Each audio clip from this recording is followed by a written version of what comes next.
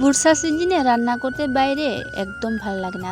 অত বৃষ্টি সকাল থেকে কি বলবো, সারাদিন বৃষ্টি আর বৃষ্টি, আর বাইরে রান্নাঘর থাকার কারণে আমার কিন্তু রান্না করতে খুব অসুবিধা হয়ে যায়। কিন্তু কি বলবো, কিচ্ছু করার নেই।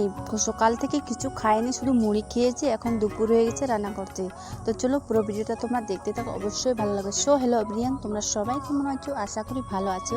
আর এই যে দেখতেই পাচ্ছ, আমি এখন রান্না করব। এই যে বাইরে কত বৃষ্টি আর কত কাদা, তার মধ্যে আমি এতগুলো বাসনপত্র নিয়ে আসা, ভালো না লাগলেও রান্না তো করতে হবে, কারণ খালি পেটে তো আর থাকা সম্ভব না, তাই না?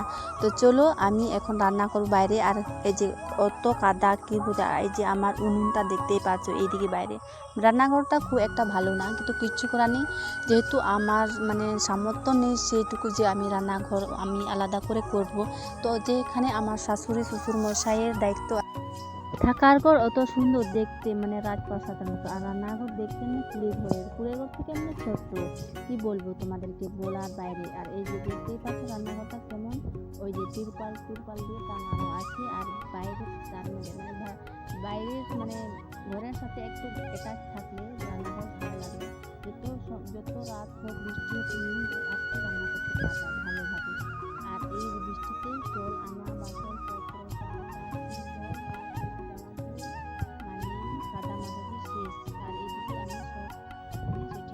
সত্যি গাইস, আমার যদি সেরকম একটু সামর্থ্য যদি থাকে, আমি কিচ্ছু করতাম না। আগে আমি রান্নাঘরেই করতাম, কারণ এত আমার প্রবলেম হচ্ছে।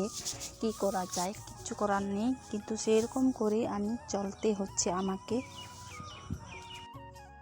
আর বর্ষার সিজনেও যে গ্যাস দিয়ে আমি রান্না করবো সেরকম সামর্থ্য নেই। গ্যাস দিয়ে এত দাম বেড়ে গেছে, কি বলবো, কিচ্ছু করার নেই। তো এরকম করেই চলতে হচ্ছে। তোমরা যারা আমার ভিডিওটা দেখছো, অবশ্যই তোমরা কোথায় থেকে দেখছো, অবশ্যই তোমরা কমেন্টে জানাবে। আর ভিডিওটা অবশ্যই লাইক শেয়ার করতে একদম ভুলবে না। আর এইদিকে আমি চালটা ধুয়ে নিয়েছি, আর এখন আমি আগুন জ্বালাবো। আর ভিডিও সবাই ভালো থাকবে, সবাইকে টাটা।